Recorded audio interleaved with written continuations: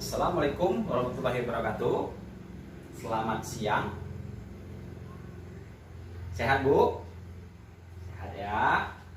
Terima kasih untuk ibu-ibu semua yang telah hadir di pertemuan P2K2 pada hari ini ya. Terima kasih juga untuk Ibu Ketua, Ibu Siti yang telah menyediakan tempat untuk pelaksanaan pada hari ini.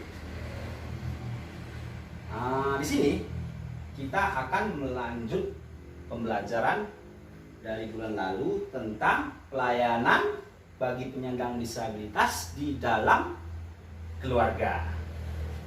Sebelum kita mulai, saya ingin mereview atau mengulang pembelajaran kita di bulan lalu. Coba siapa yang ingin memberitahu apa yang kita pelajari di bulan lalu? Coba siapa yang ingin jawab? Silakan Ibu Nurhayati. Ya, jenis-jenis disabilitas ya Bu. Ya betul, jenis-jenis disabilitas. Walaupun ada dua yang nggak Ibu sebutkan tadi ya, disabilitas intelektual sama disabilitas mental ya Bu. Ada lagi? Siapa? Ya, saya persilahkan ke Ibu Ketua, Bu Siti.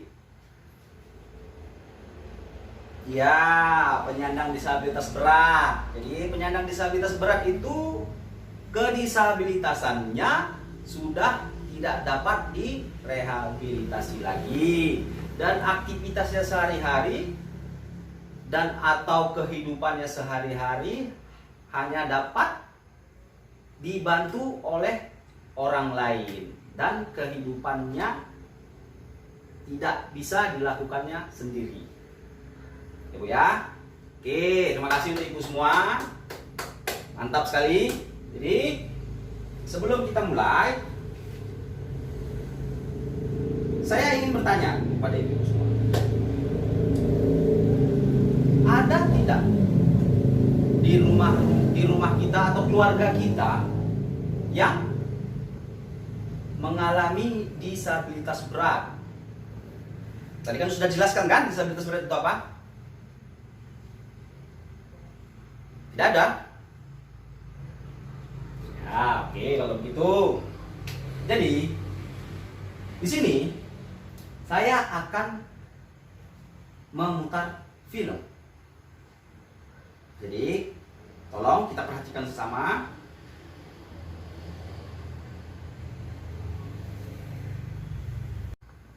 Udah Bu? Jadi coba tolong kita membagi menjadi 4 kelompok ya. Ya, Ibu sana. Benar. Oke. Udah. Jadi kita berdiskusi, Ibu dengan satu kelompok, tiap kelompok berdiskusi apa yang harus dilakukan keluarga. Apa yang harus dilakukan keluarga apabila menghadapi hal seperti yang kita tonton tadi. Coba berdiskusi. Saya beri waktu 3 menit. 3 menit ya Bu ya. Oke, sudah ya Bu ya.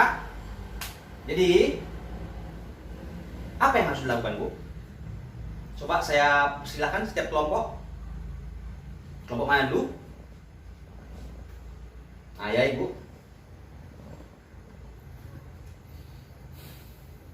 Ya. Ya, bersabar ya Bu ya. Bersabar kata Ibu. Kelompok Ibu si Siti Ketua bersabar, harus banyak waktu untuk anaknya katanya. Ada lagi? Kelompok 2? Ya, oke. Good job. Ada lagi? Oke? Oke, kalau nggak ada, kita akan membahas tentang flipchart ya Bu ya, yang ada di flipchart. Jadi, sebentar ya Bu.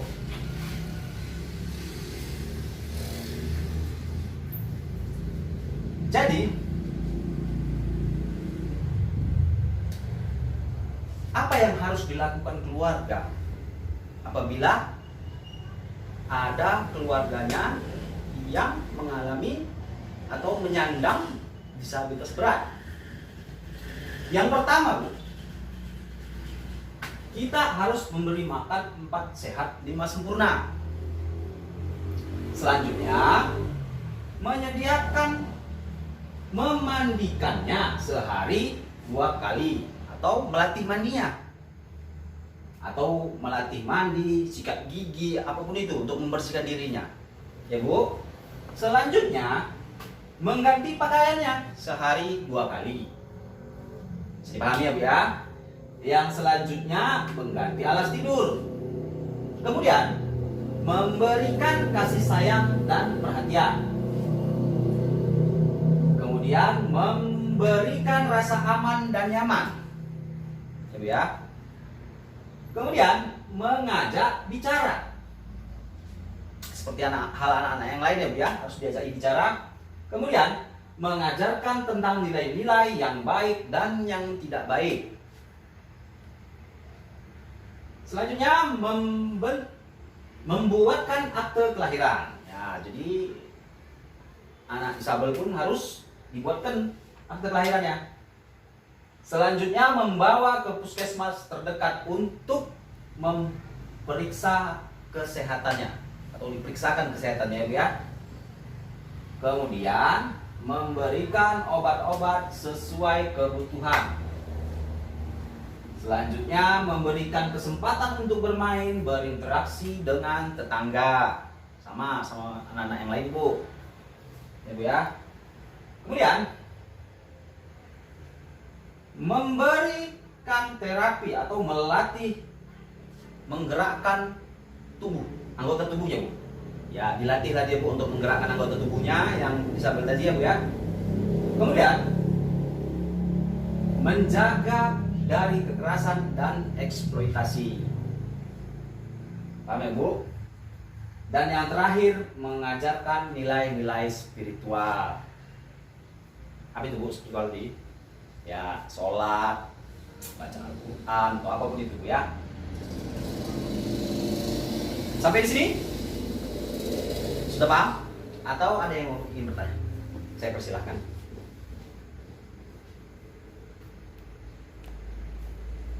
Ada Bu?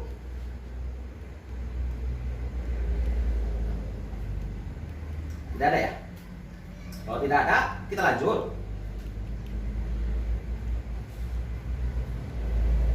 Kalau tidak ada, kita lanjut. Jadi Bu, di rumah itu kita juga harus memperhatikan perabotan di dalam rumah. Jadi kita harus memperhatikan itu penataan ruang, harus menyisakan memberikan ruang gerak untuk anak disabel ataupun PD, penyandang disabilitas.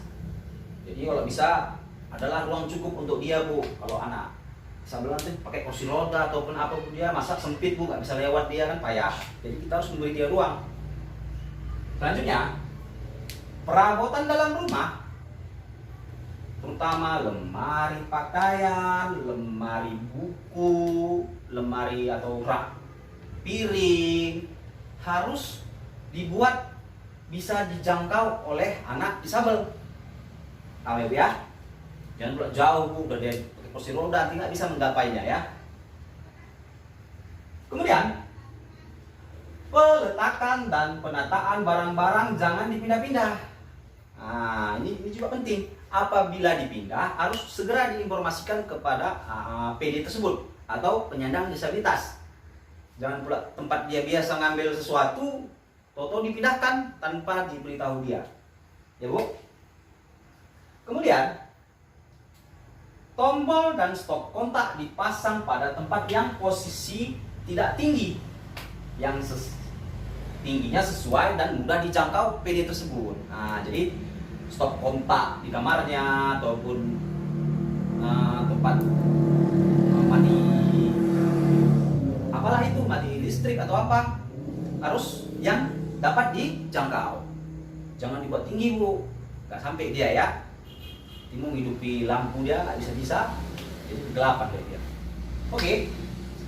adanya kecukupan ventilasi dan dalam rumah. Paham lah Ibu ya, ventilasi ya. Jadi kalau bisa ventilasinya cukup, jadi dia bisa bernapas dengan baik. Sampai di sini ada yang ingin ditanyakan? Ya, saya persilakan Ibu. Ya, baik. Oke, terima kasih untuk Ibu Ketua. Ada lagi? Oke, kalau tidak ada, kita akan lanjut. Tidak ada? Nah, tidak ada nih. Paham berarti semua ya? Oke, kalau sudah paham, kita lanjut. Jadi, kita lanjut ke pelayanan disabilitas berat di masyarakat. Jadi bukan hanya di keluarga aja, di masyarakat pun harus melakukan yang terbaik untuk anak disabel. Harus cuma deh ya, melayani anak disabel dengan baik. Bukan hanya di keluarga saja. Jadi kita pasang lagi flip chartnya.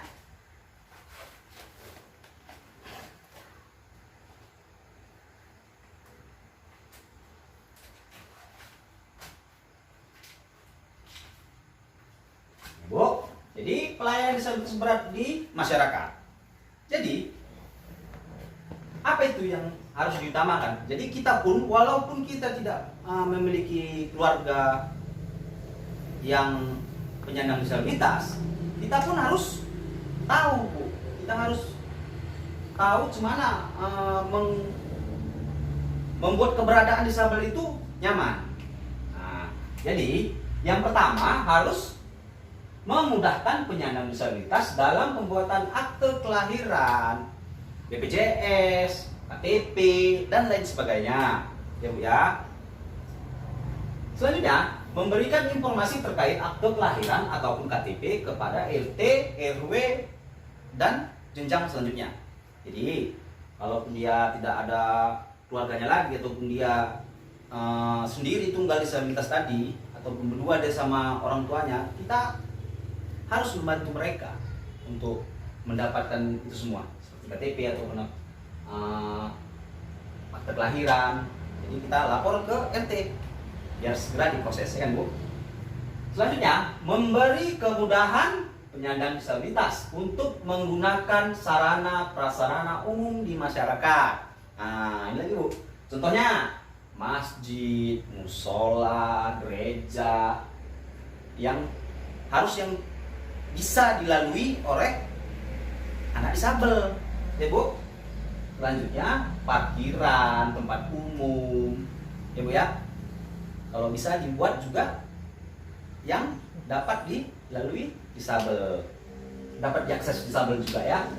Pintu, jadi pintu swalayan ataupun apa itu, ataupun kita punya toko, pintunya pun harus kita buat agar anak disabel dapat masuk dengan mudah. Jangan perlu anti keras pintunya Bu, dia nggak bisa bukanya ya kan.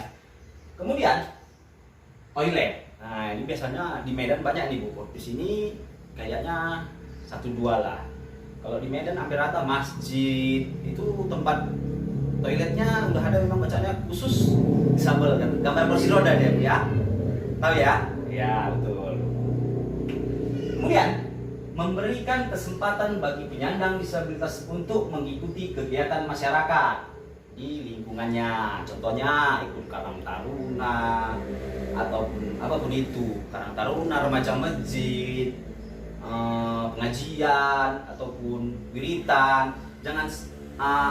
Jangan pula karena dia itu disabel, janganlah dia payah, nggak boleh gitu Bu, karena dia memiliki hak yang sama terhadap kita ya. Selanjutnya, memberikan informasi jika terdapat keluarga dan penyandang disabilitas memerlukan informasi rujukan. Jadi apabila dia bingung, misalnya contoh mau berobat harus ada surat rujukan dari rumah sakit, dari puskesmas, dia nggak mengerti caranya, kita harus memberitahu informasinya. Jadi kita jangan diam-diam saja. Itulah contohnya ya Bu. Oke, sampai di sini. Ada yang ingin tanyakan? Ada? Ada? Nggak ada? Nah, kalau nggak ada, jadi kesimpulannya Bu, ada yang bisa nyimpulkan? Nah, coba. Ibu Ketua, Bu Siti. Ya, Ibu Ketua bilang anak disabel itu harus diperhatikan lebih ekstra ya Bu ya. Oke, ada lagi? Tidak ada ya? Oke, kalau tidak ada, jadi Bu,